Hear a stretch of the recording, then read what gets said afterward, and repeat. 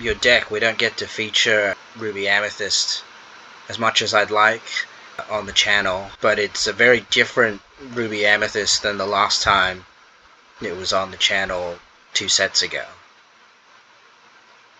Yeah, it's changed a lot I'd say in the last couple of sets. It's gone from being a heavy control deck to moving more into a mid-range deck, I would say, where you're kind of switching out the role of aggro and control depending on your matchups. Sometimes you've got to go fast and sometimes you've got to go a bit slow.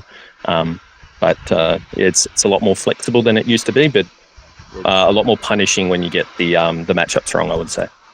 Yeah, that sounds good. A good summary. And I guess let's start with your 1-drops. You're running 10 1-drops.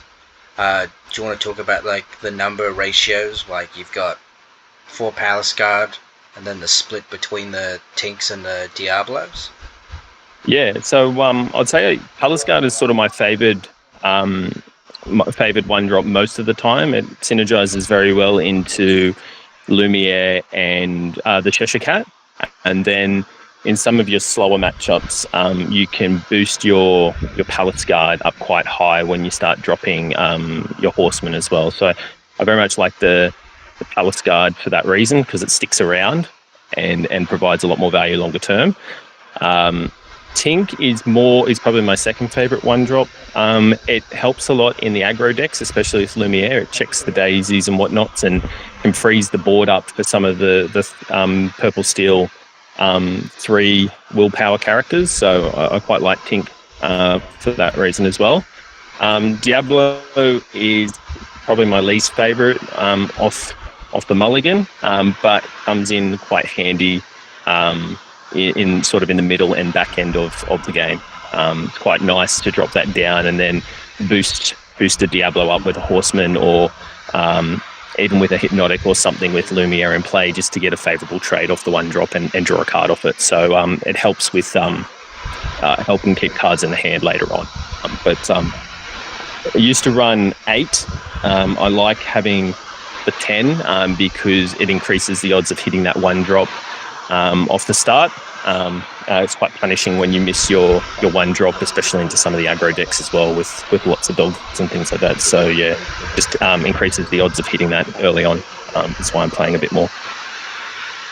Yep, that makes sense. And looking at the 2-drops, you've got similarly 10 2-drops. Do you want to talk a bit about the Diablo and the Lumiere make sense, but do you want to talk a bit about the Penelope? Yeah, Penelope's good, especially against the decks that can't really answer your evasive. It gives free questing and also creates some good synergy into Dumbo later on if they can't control it.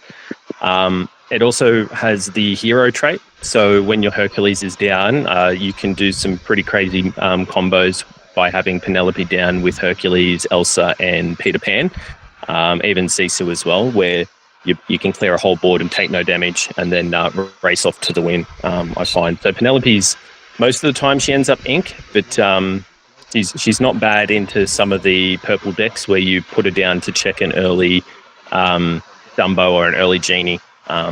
So, yeah, we're at your 3-drops where you're running, again, 10 3-drops. Is the Peter Pan similar with the Penelope, where it's sort of like it's there for the hero synergy? Also, if they don't have answers for evasives, it also quests for free as well, effectively. Exactly, yeah. So Peter Pan's nice because he can go fast when he needs to. He's tricky to remove because a lot of the evasive, early evasive characters are 2 strength. So like your Genies and your Elsas, so they struggle to get rid of him straight away. So he's quite nice to get down to kind of add some more pressure on the board early. But again, he's got that hero trait, so you can surprise people with the Hercules, Peter Pan, and Horseman combos. Can do some pretty crazy stuff, especially with Demona later on, if you can turn their whole board and just clean it all up in one go. So doesn't happen very often, but he did come in handy, particularly in some of the matchups where my opponents didn't have answers to evasive, and he would just quest out and just push to 20, and they couldn't do anything about it. So he's definitely a good card. I'm still on the fence whether he's an early game card or a late game card. It just really depends on the matchup, really. Yeah. But Cat, on the other hand, Cat's just like one of the strongest cards in the deck. You can win the Cat war, especially against other purple decks. You usually win the game. So what I usually find is sometimes baiting out their Cat so that you can remove their Cat before you play yours, particularly into the purple steel matchups. They usually have the advantage with their hard removal to get rid of your Cat straight away. So you just got to be a bit cautious around when you play your Cats out. Because once you control that Cat game, they start losing characters very, very quickly. So, yeah, definitely one of the strongest cards is Cat in the deck, I would say.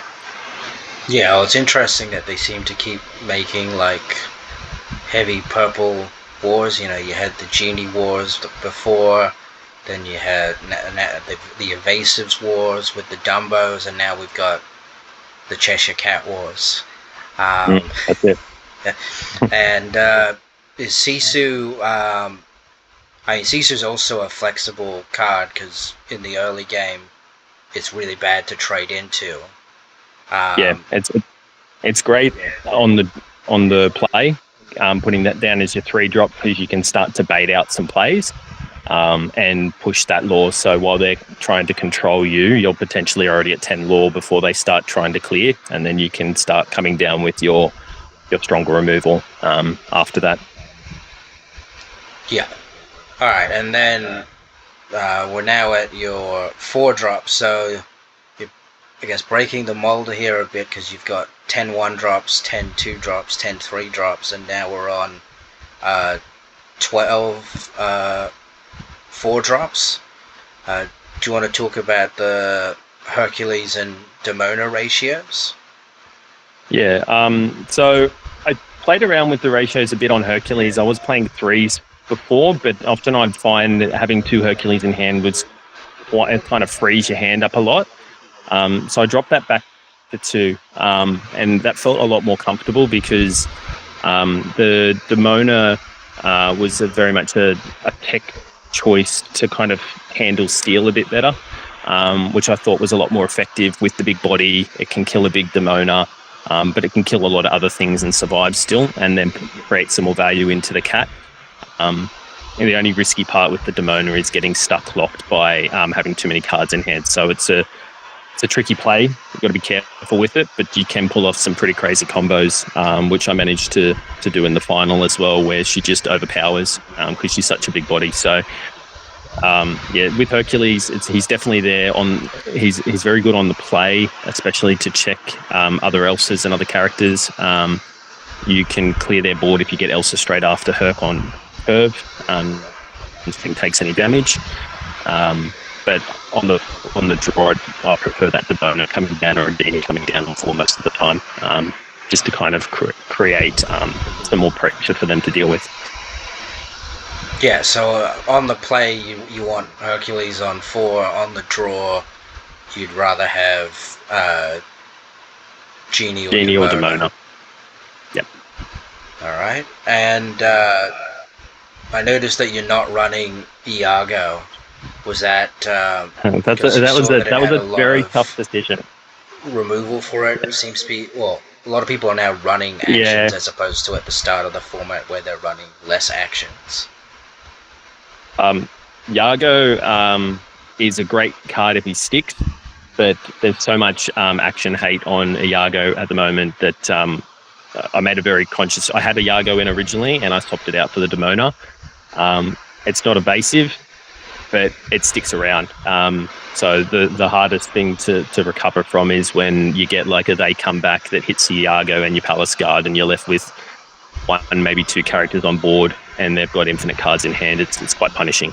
So I very deliberately dropped that out to put the Demona in, and even with Demona, if you've got the Lumiere down, it checks the Palace Guard as well. Sorry, not the Palace Guard, the Iago. So yeah, I'd say Iago right now, not a great choice if you want it to live. Yeah, that makes sense. And then we go to your your 5-drop. So you can see the 4 Elsa and 3 Horsemen. No Hades. Do you want to talk a bit about the 5-drop ratios? Yeah, so I try to be a bit lighter on the 5-drops. I was running 4 Horsemen, but again, for the same reason as Herc, just getting it stuck in hand and it not being able to do anything was quite punishing. So I dropped that back to the 3 and it felt a lot more manageable. Sometimes you're always hoping to draw one more, especially against dogs and things like that. But I feel with the ratios with the Elsa, the Horseman, and the Demona, if you absolutely need to, you can handle it. Although if wherever possible, not playing Demona against dogs is highly recommended. It's more the cats that I'd go for there. But you've got enough to turn their board and control without running 4. So I'm quite happy with the ratio there. Elsa, obviously 4 of, she's just always a star in the deck. She just helps switch the tempo over and take control, and especially with Herc, dropping Herc on 4 and Elsa on 5, you can do some serious damage and start cleaning up the board when you get that combo up as well.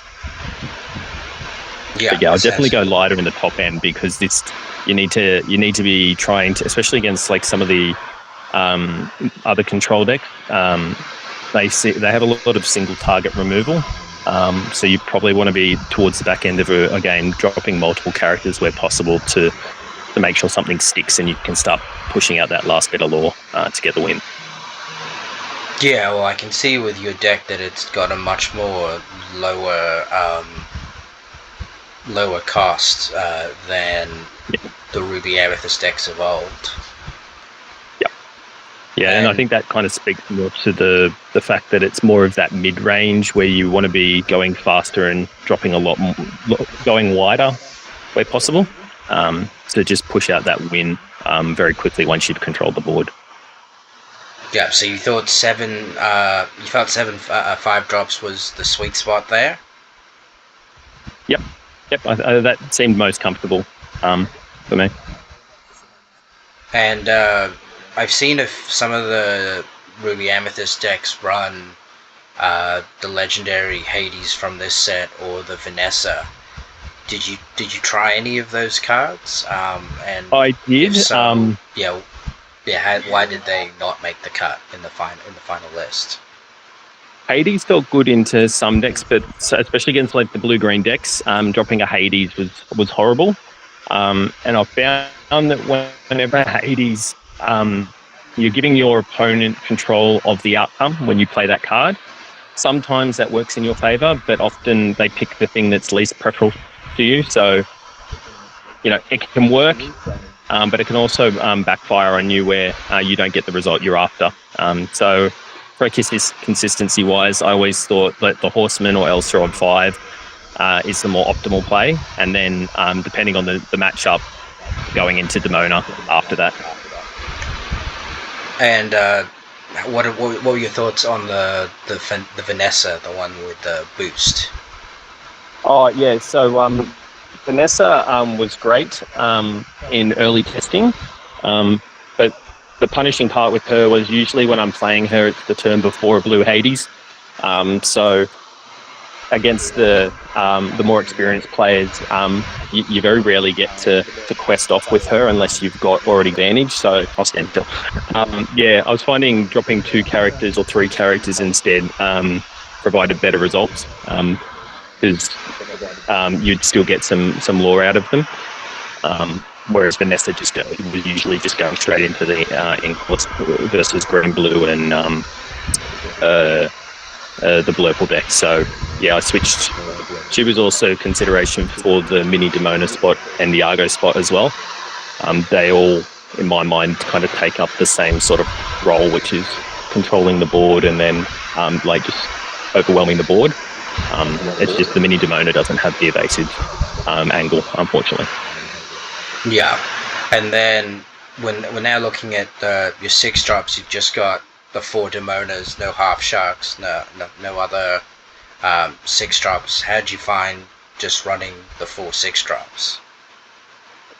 I thought that worked well. A lot of the times, if you get Demona early, depending on the matchup, she ends up being Ink. especially against the aggro decks, you really don't want to play her in those scenarios. But I get in my purple steel matchup, we had a very interesting interaction where I think there must have been something like 5 or 6 Demonas played that game, and they just kept turning each other. So she's quite nice for replenishing the hand and checking the gargoyle characters in the purple matchups.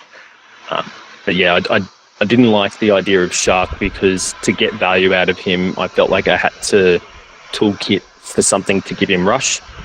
Because for the same reason as Vanessa, you put it down and it's removed before you can actually get value out of it, was usually the issue with Shark. So Shark is great synergy with Hercules and Next Stop Olympus. It's just like you can do some serious damage and get some ridiculous lore with that combo. But I found that more often than not, you didn't get the puzzle pieces in the right order to make that happen. Whereas Demona was a bit more consistent on curve, where you could do something like a Hercules on 4 or a Horseman on 5, and then Demona on 6, and clear their board and replenish the hand. Works out to be a very nice combo if you can pull that off. Yeah, and then next we'll look at your action suite. So I can see you've got 6 actions. Are they all just more your tech cards? Is that why you're not running any of them as 4-ofs? Yeah, I was running the medallion weights instead of the hypnotic strength, which was great in terms of just changing the math up and getting some favourable trades to draw cards. So like you could kill a Vanessa with Elsa, with a Lumiere on the board, with the or even with Genie with the medallion weights and draw a card off it, which is just great. However, with all the dog's hate and the item removal coming in more recently, it wasn't working. It was just getting pinged off the board. So I had the choice between adding more They Never Came Back and more Hypnotic, and I went with the Hypnotic because it just gives you that extra attacking power with some of your lower strength characters. So yeah, between the 3, I think it's more a preference, but Hypnotic, great for drawing the card. They Never Came Back, again, great for drawing the card, but you can ping to what do they call it, illusion characters from your opponent. I managed to do that in the purple steel matchup. I got rid of a Cobra and a Iago and drew a card in one turn, so pretty cool stuff. You go. Sorry. I was just saying, with the They Never Came Back, I've also found that, like, in addition to getting rid of illusions, another strong thing with it is that, like, you know, sometimes you get down to, you know, you just need to buy yourself a turn so you can quest out. So, like, freezing characters that can quest for more than one can sometimes also be a benefit as well. Yeah, it's very nice for that as well. Like, I think in the final I managed to drop a library and They Never Came Back and got 2 extra lore out of my library just by freezing up the board, which was quite nice.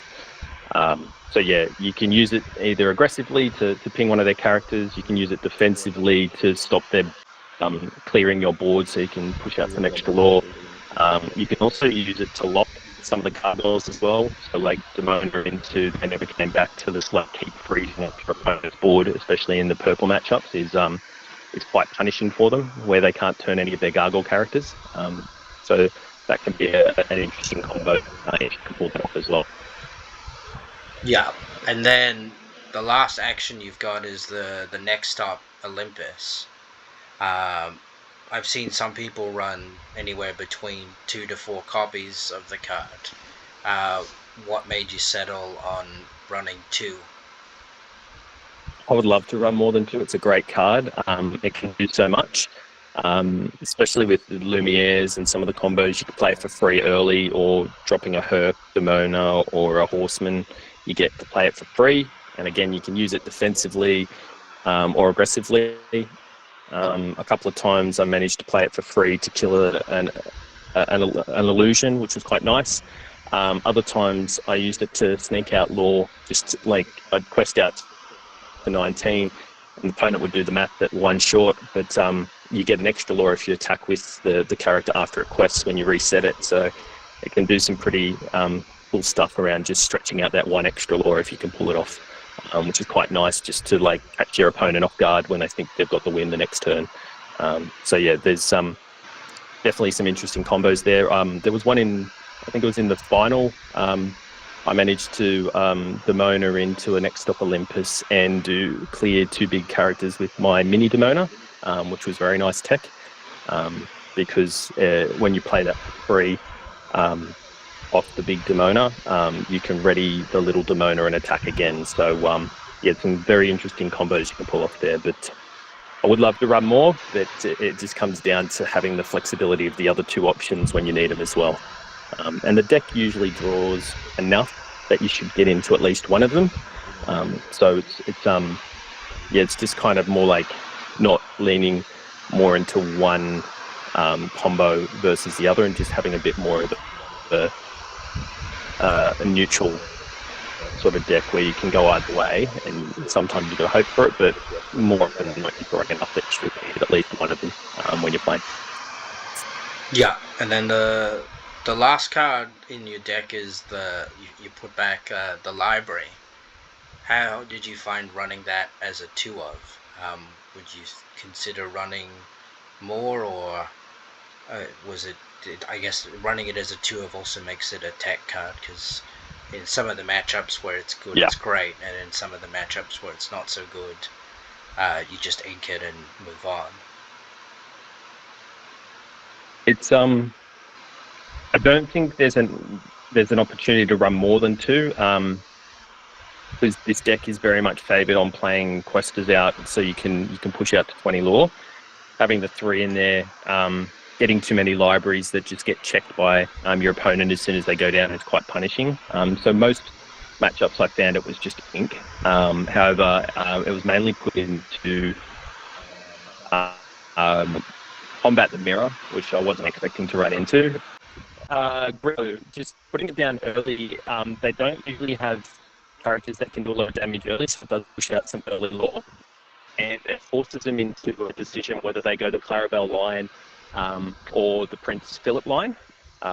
So if they go down the Prince Philip line, they end up with no cards in hand, and they end up top decking, which probably is the more favourable outcome. If they go down the Clarabelle line, you can deny the draw off the cards so they don't get any value out of the Clarabelle. So again, you go down the top decking route, but it just gives you the ability to empty their hand and, start the top deck war.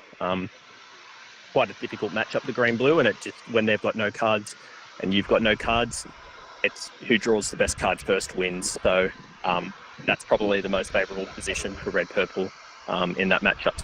So yeah, it's in there for the mirror, purple steel, and green-blue, but other than that, it was usually ink through the day. Yeah, and do you want to talk about the matchups you had on the day, or how the day went for you? Because I think you were the only Ruby Amethyst player only red at the event. Only one. Yeah. It's not uncommon. It's good and bad. I mean, red purple's had a hard run the last couple of sets, but I feel like this set it's got a few more tools in the toolkit to help it be a bit more competitive. The good thing is most people don't tech the red purple, so you can get away with it, and I got a bit of a dream run, if you like. I managed to play dogs 3 times on the day, which is just a super favourable matchup, so that was good. But I started off round 1 against dogs 2-1. The first game they caught me a bit off surprise because I didn't mulligan for the dogs matchup, but then after that it was quite comfortable for the last 2 games. So yeah, nothing too out of the ordinary in that matchup. The next matchup was purple-green burn deck. They got me 2-1. They played very well, and just the mulligan on. I won the dice roll. A mulligan for your typical curve, but you don't really want to do that against those decks. You need quick questers, and also you need some removal just to change the math up very early on to win that matchup. So they managed to get me on that one. I lost that 1-2. The next matchup was Purple Steel. I went 2-0 against Purple Steel. We were in turn, so we were right down to the wire. We weren't going to get a game 3. The opponent played very well. I just had that big Demona there to check the board, and the mini Demona there to check the board, and we ended up doing Demona Wars where we kept turning at each other's characters, and I just ended up getting the right tools at the right time to sneak the win out on that one, I would say. Yeah. Following matchup was against Green Yellow, 2-0. I was aware at the time they were on dogs, so mulligan for it. It was very comfortable, that one, to take the 2-0 on that one. And then last round was against Blue-Green. We ended up 1 and 2 seed. I was 2nd seed and he was 1. So I wouldn't have to play him again until the final. But they would have the advantage in the final. But usually that matchup is pretty favoured to them either way. So I wasn't too worried about that. I was just glad to get the ID and go in at 2nd seed for all the other matchups. And then in my top 8, I versed Purple Green 2-0. My opponent, I think it was you, Sean. Yeah. I don't think you got the right tools to go fast enough. You drew a lot of cards, but you didn't get the pressure down early enough. So I managed to get my 2 questers down in both games quite early and just push out the win before you could establish. So that one I was again aware of the matchup, so it made it a lot easier to mulligan for it and make sure I had the right tools in place to push the win out on that. Top 4 was against dogs. Again, I knew they were on dogs. It was the same opponent from game 1. Won that one 2-0. You've just got all the answers to dogs. Even with Chromacast coming down, the Emerald Chromacast or whatever it's called, you've just got the right tools to just make it difficult for them and just push your 2 questers out to win. So that one was pretty comfortable as well. Then we went to the final, and I'd kind of almost conceded in my mind that it was going to be horrible. And round 1 kind of reinforced that position. He got the ideal hand off the play, and just it wasn't even close to me having a chance in game 1. Game 2, I got the puzzle pieces I needed and looked like he missed ramp, I think, in game 2, so I managed to get away with the win. He had some late game control where he made me work for the extra 1 or 2 lore, but my top deck came out in my favour and managed to get there in the end. So that was game 2. Game 3 was quite intense. I used the library early. I managed to get double Diablo onto the library and force the Prince John route, where I then was able to replenish my hand and play out multiple characters to turn after he did his combo. The good thing was that I had the They Never Came Back just to freeze him up long enough to get the lore I needed. And there was one play there where I talked about a bit earlier, where I had my mini Demona on the board. He had his combo pieces. I think he had Clarabelle, John Silver, and a little Prince Philip on the board. And I Demona'd, turned all his characters, killed John Silver with the mini Demona, and then readied it with the next up Olympus I drew from the Demona to kill the Clarabelle with the same mini Demona. And then I killed his little Prince Philip with a smaller character, and from there I just had the control of the board, and he was playing 1 card at a time.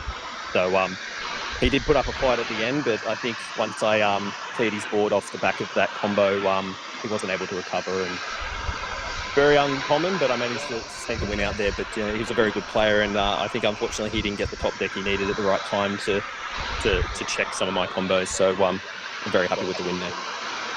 Yeah. And congratulations on winning the set champs. Thank you. Was there any changes you'd make to the deck, or for future set champs, or future set champs is going to be difficult? We're going to have some new cards, but I think for this one, I think I'm weaker into Blurple with this typical build here. So I had seen some of the other decks running. I've seen a very nice tech. I don't know if it was in the Richmond DLC or not. They were running a 1 or a 2 of the Dumbo Feather which is nice to put on any of your characters just to check some evasives with a bit of a surprise factor, which is quite nice. I don't know what I'd take out for it, to be honest. Maybe like a hypnotic and a 1-drop or something. The other thing is putting the Dragonfire in, and having that for like to check like the Prince Philip and things like that. But it being an inkable and a 5 cost, it feels a bit awkward in the deck, and if it gets stuck in hand, it can ruin your day. So yeah, I feel like this is quite comfortable into those decks, but yeah, there is probably a Dumbo Feather is probably more preferable because some of my bigger characters can kill some of their evasives and also check like a Vanessa if it comes out, just to kind of keep them from getting too much lore. So yeah, that'd be something I consider, but yeah, it just depends on the matchups you're expecting, to be honest. That makes sense. And were there any shout outs you wanted to give? Yeah, I just want to kind of give a shout out to one of the Discord groups, 20 Law Pro. If you haven't heard of it, I highly recommend jumping on Discord and getting into that group. They've got a huge community there that talk through all different deck styles and stuff, and the people on there are very helpful with helping you understand when certain cards should and shouldn't be played, or how to protect your deck a bit for your local meta, and sort of how certain other decks are evolving, so you kind of got an idea what you're going to go up against in set champs and whatnot. So highly recommend jumping on there. The Red Purple group on there is amazing. They've been very helpful to kind of help, round out my understanding of what my matchups are and how to handle certain scenarios. So yeah, if you don't know how to get on there, I might shoot you a link to the Discord, Sean, so that people can jump on there and get in there and ask some questions and I can see put what's it in going on. I can put it in the description below. All right then. Well, and if anyone wants to reach out to you on social media to talk about Ruby Amethyst, do you have any online like I don't have like a tags or? specific thing set up. I am on the 20 Law Pro Discord. I'm also on the No Josh Collectibles Discord, which is the Tugra Lorcana community group. So I'm on there. If you want to reach out, I can provide my details to you, Sean, and you feel free to message me. Probably prefer to message on Discord, but I'm not too fussed with that sort of thing. So I'll give you my Discord details, and if people want to reach out, ask some questions, or just have a chat, happy to help out where I can. All right, that'd be great. All right, well, thanks for coming on and talking about Ruby Amethyst, and your card choices. Oh, one last thing, with the deck, it is a 61 card deck. How did you find it as? How do How you do find I, running 61 over 60? 61. I try to run 60 where I can, but usually when I start teching, I hate the idea of one-offs. There's too much variability in the gameplay with the one-offs. I like two-offs as my tech options, so it just comes down to where I want to trim. So I trimmed a little bit on the 1-drops and added in some extra actions, just so I had the 6 actions there.